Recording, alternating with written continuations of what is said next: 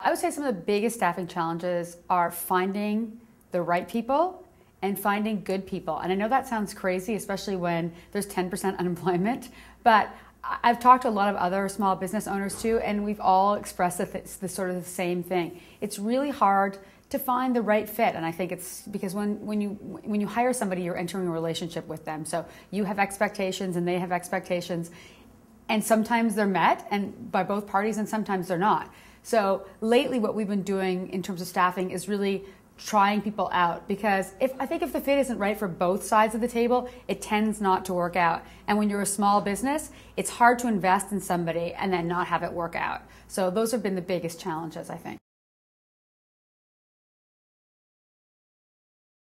You know, the guy that lives upstairs from me is this really high-powered headhunter, and he gave me one piece of advice, and that was always take your prospective staff person out for dinner and with their family and their spouse, and see if you get along with them on a social level, because if you don't get along with them on a social level, you'll probably never get along with them at work.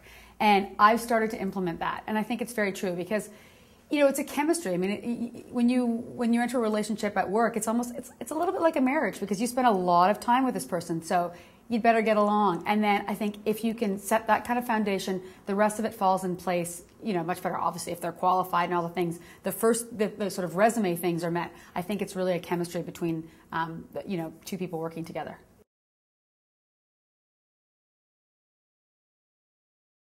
I think that for us, since it's a creative company, I think the motivation is really excellence. It's really, what can we do next that's really great? How can we change the marketplace we're in? It's a really collaborative effort here, but I think it's really about, we stay motivated, myself included, by really striving for excellence, greatness, moving the company forward. And I think people like to be involved in that. They like to be involved in something that's growing, and I think that, you know, at a company this size, you're really involved in something growing. And because we're on the small side, you get to have your hands in a lot of different things. So I think you really get to see your ideas go from start to finish. Whereas sometimes when you're in a larger corporation and they fit you into a box, you don't really get to see your work sort of evolve and then come to fruition. So here you really get a chance to see that from start to finish. And I think that motivates people.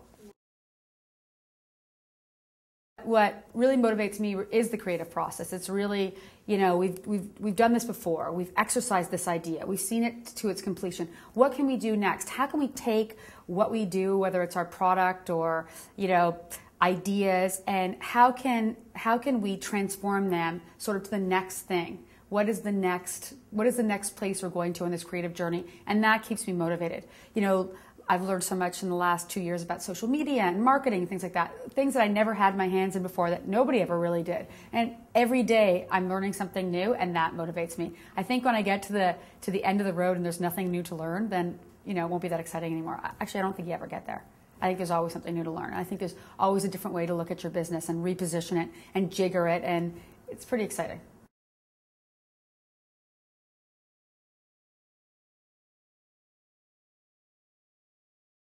I think prior to having children and being a mom, I would have said that sometimes I get into situations where I'm in a room and it's myself and maybe the CEO and the CFO, and they look at me and they're like, you know, who's in charge here? Because it's the sort of the natural inclination towards, you know, thinking that whoever it is in charge, and it's not necessarily me.